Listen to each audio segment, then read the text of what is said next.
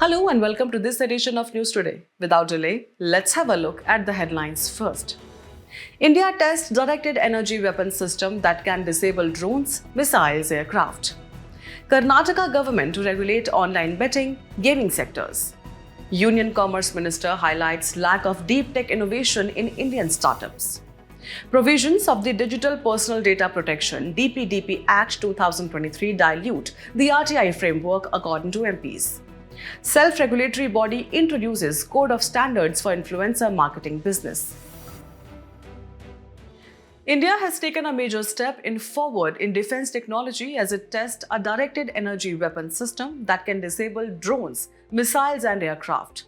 The successful trial of the Mk2A directed energy weapon system was conducted by the Defense Research and Development Organization or DRDO at the National Open Air Range in Kurnool, Andhra Pradesh.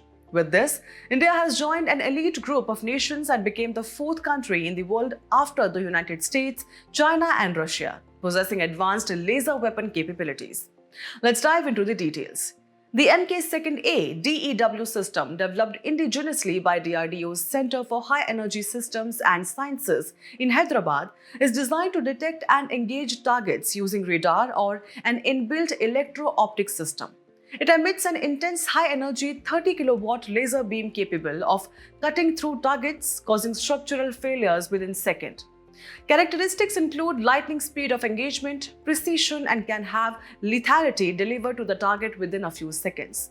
But what is the significance of the DEW system? The Directed Energy Weapon or DEW system holds immense significance due to its potential to revolutionize battle space economics. By minimizing reliance on expensive conventional ammunition, it not only reduces operational cost but also lowers the risk of collateral damage. Additionally, DEWs, especially high-power microwave weapons, offer critical counter-electronic capabilities, as they can disable electronic systems, radars, and communications without causing any physical destruction. Furthermore, these systems are versatile in both offensive and defensive roles, ranging from tactical air defense and anti-ballistic missile defense to anti-satellite or ASAT operations. Even in low-intensity conflicts, low-power lasers can be effectively deployed for crowd control and to deter piracy, enhancing their utility across various strategic and tactical scenarios. Now let's look at directed energy weapons in detail.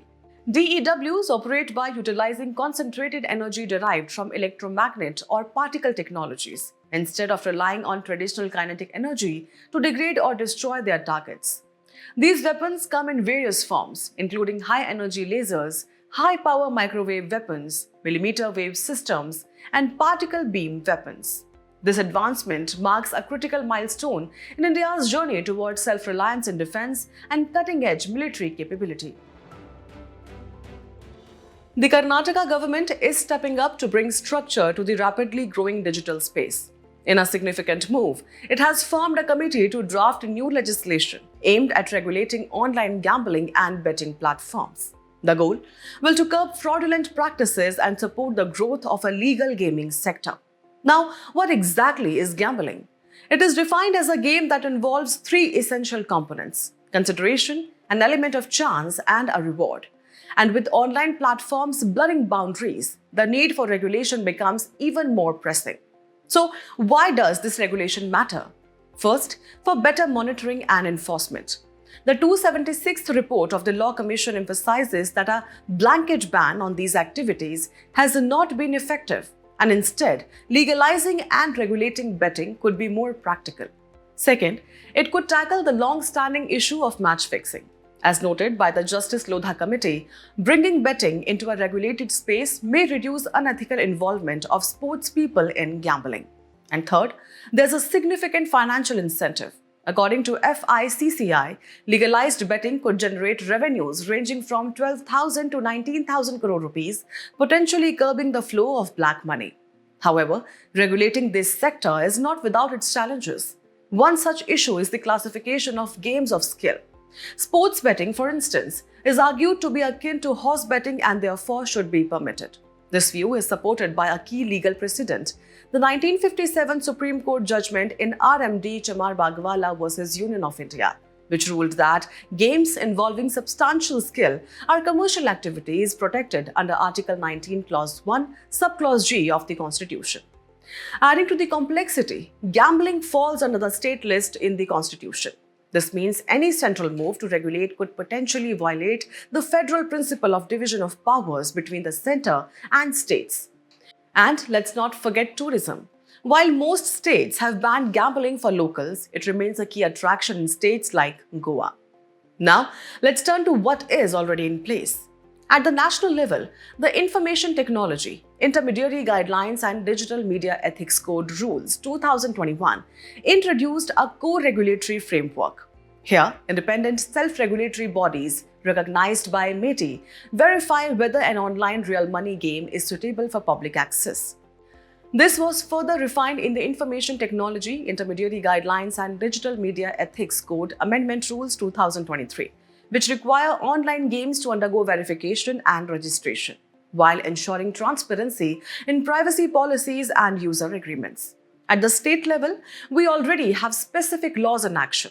Assam, for example, operates under the Assam Gaming and Betting Act of 1970, while Goa follows the Goa, Daman and Diu Public Gambling Act of 1976. As Karnataka begins drafting its new law, all eyes will be on how it balances regulation, constitutional principles and the rapidly changing landscape of digital gaming.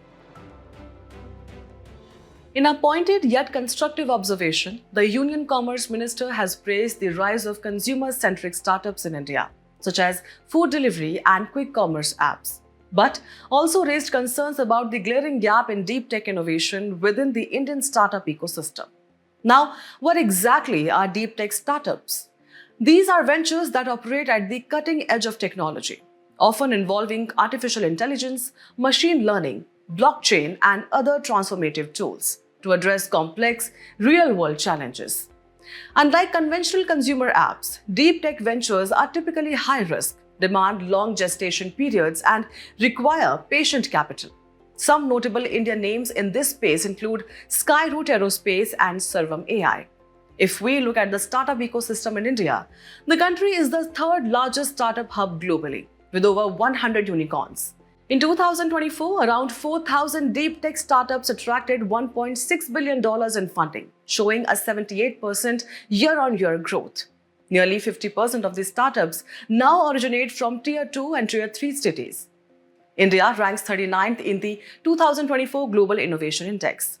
To support startups, the government has introduced the Draft National Deep Tech Startup Policy 2023, the Startup India Seed Fund, a 10,000 crore rupees India AI Mission and Deep Tech Fund, and the Bhaskar Initiative for Knowledge Access. Despite these promising examples, several systemic issues continue to hold back India's potential in this domain. The first major challenge is funding. Both government support and private capital investments remain relatively low, and a risk-averse investment in culture stifles startups aiming to tackle complex problems. Between 2014 and 2024, India's total tech investment is estimated at $160 billion. In comparison, China attracted a staggering $845 billion over the same period. India's venture capital environment also tends to prioritize quick returns over patient capital, which limits opportunities for long-term, innovation-driven ventures. The second issue lies in education and research infrastructure. Lag in ecosystem development due to subpar quality, lack of industry-academia linkages, lack of skilled workforce, and brain drain have slowed down the development of a robust startup ecosystem. Meanwhile, policy uncertainty and regulatory hurdles hinder ease of doing business. For example, access to credit, taxation and import barriers on raw materials, red tape and corruption in getting approvals add to the startup struggle. So, what is the way forward? The minister emphasized the need for urgent and targeted policy reforms. These include offering grants or access to regulatory sandboxes to test prototypes, logistical support to ease commercialization, and deep tech-focused skill development programs. Additionally, he called for a renewed focus on investment promotion, specifically through the creation of a deep tech innovation funds and co-investment partnerships with venture capital firms. On the educational front, bridging the gap between academic institutions and startups will be key primarily by promoting quality research by building strong academia startup bridges. As the nation eyes a future shaped by advanced technologies, the push for deep tech might just redefine India's global tech standing. Moving ahead, the provisions of the Digital Personal Data Protection DPDP Act 2023 are set to dilute the RTI framework, as highlighted by members of Parliament in a joint letter. This joint letter, signed by over 120 MPs, has raised concerns over the provisions of the Digital Personal Data Protection DPDP Act 2023, particularly Section 44, Clause 3, which they argue dilutes the Right to Information RTI Act 2005. Section 44, Clause 3 amends Section 8, Clause 1, Subclause J of the RTI Act, prohibiting the sharing of all personal information which previously allowed exemption unless the disclosure was in public interest. Now, let's look at the key concerns raised. The MPs argue that such a blanket exemption, along with the vague definition of personal information, grants excessive discretion to public authorities. This poses a threat to public accountability as it limits citizens' ability to scrutinize public officials, question policy decisions, and ensure institutional transparency. They further stress the importance of maintaining a constitutional balance between the right to privacy and the right to information, both of which are complementary and are fundamental rights. Citing the Justice A.P. Shah Committee 2012, they note the warning against allowing data protection laws to override access rights under the RTI framework. Additionally, K.S. Puttaswamy versus Union of India case 2017 reinforced that privacy and transparency must be reconciled within a proportionality framework, ensuring that restrictions are justified and necessary. The Supreme Court in Girish Ramachandra Deshpande versus Central Information Commissioner and others case, while prioritizing privacy, also held that disclosure of necessary information is permissible when it serves the public interest. To address these concerns, the Justice B. N. Sri Krishna Committee 2018 recommended narrowly tailored exemptions, suggesting that non-disclosure should only be allowed where there is a risk of grave harm, such as identity theft or discrimination. Furthermore, the MPs advocate for promoting suo motu disclosure by public entities in alignment with Section 4 of the RTI Act to ensure transparency in matters of public interest. Moving ahead, India has taken a significant step towards regulating its rapidly growing digital advertising space with the formation of the India Influencer Governing Council or IIGC, a self-regulatory body comprising industry leaders from platforms such as Meta and Google. This initiative comes as influencer marketing is projected to reach 3,375 crore rupees by 2026, making it a crucial sector within the digital economy. To ensure transparency, accountability, and ethical standards, the IIGC has introduced a code of standards along with weekly influencer ratings, aiming to foster responsible content creation in India's digital ecosystem. The Code of Standards for Influencers, established under the India Influencer Governing Council, lays down a comprehensive framework to ensure ethical and transparent practices in influencer marketing. It mandates that influencers must disclose any material partnership with brands under paid partnerships, promoting transparency for consumers. Even AI influencers are required to follow the same rules as human influencers, with the added necessity of clearly declaring their non-human nature. In terms of brand relations, influencers are prohibited from endorsing products they do not genuinely support or representing competing brands at the same time, thereby maintaining authenticity. The code also acknowledges defluence, allowing influencers to express honest criticism of brands as long as such opinions are truthful and responsibly conveyed. To safeguard young audiences, the code emphasizes the importance of child-safe content, which must be positive, safe, and appropriate for children. Additionally, a complaint forum has been set up under the IIGC to address consumer grievances, ensuring a mechanism for accountability and redressal in the influencer marketing ecosystem. The need for such regulation stems from the increasing instances of consumer misinformation and fraud, where influencers often promote unverified products like health supplements or cryptocurrency schemes. By enforcing accountability, the code can enforce accountability, ensuring claims are substantiated. Additionally, there are concerns over the exploitation of vulnerable audiences. Influencers often target young or impressionable followers. Regulations can protect minors by restricting promotions of age-inappropriate products like alcohol or gambling.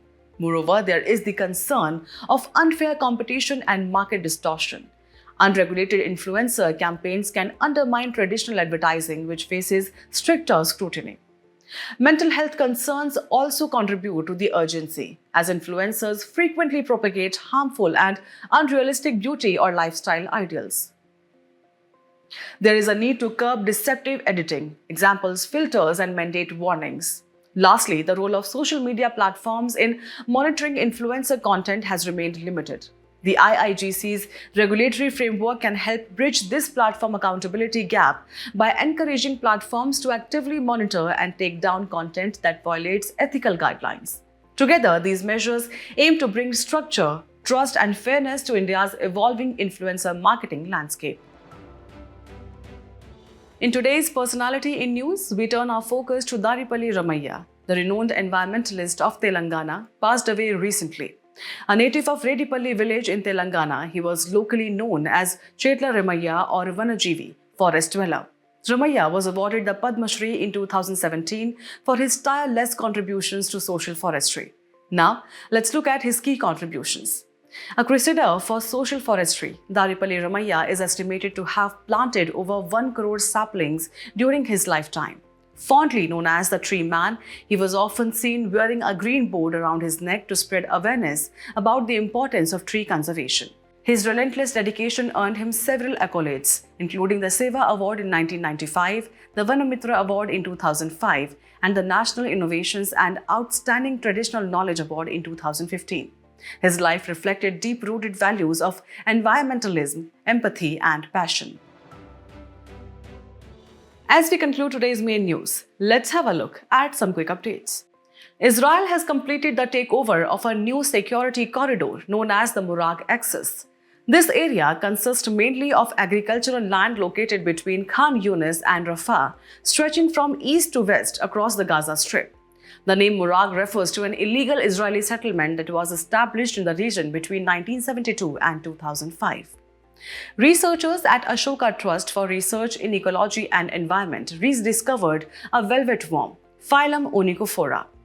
Onychophora are commonly known as velvet worms, walking worms, or peripatus due to velvety texture and caterpillar-like appearances.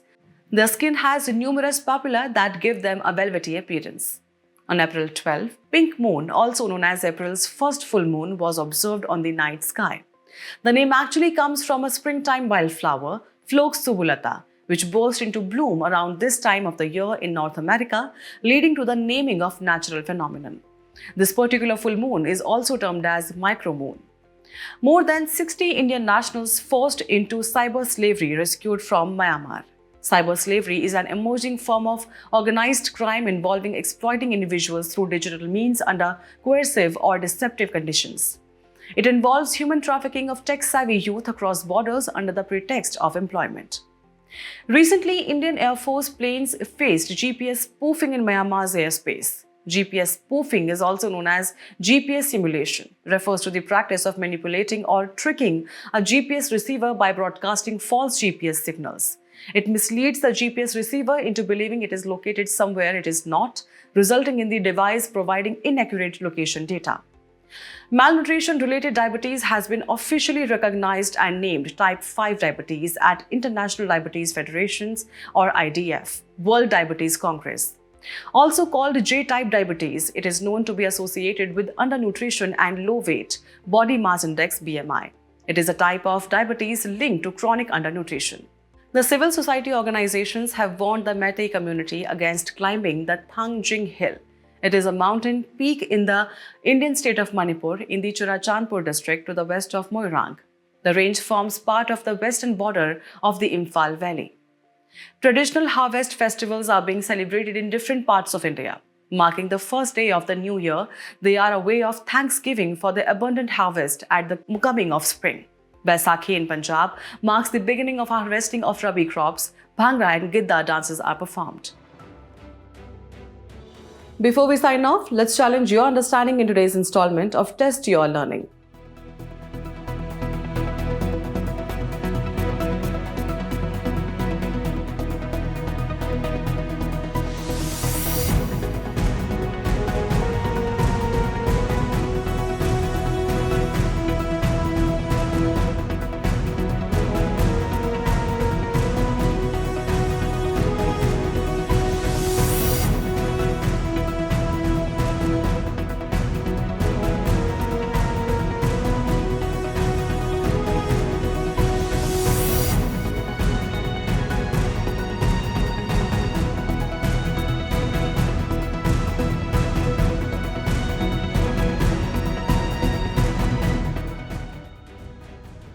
Thank you for joining us. We hope you found this episode of News Today engaging. For the solutions to the quiz and to access the PDF version of News Today, remember to visit the provided links in the description below.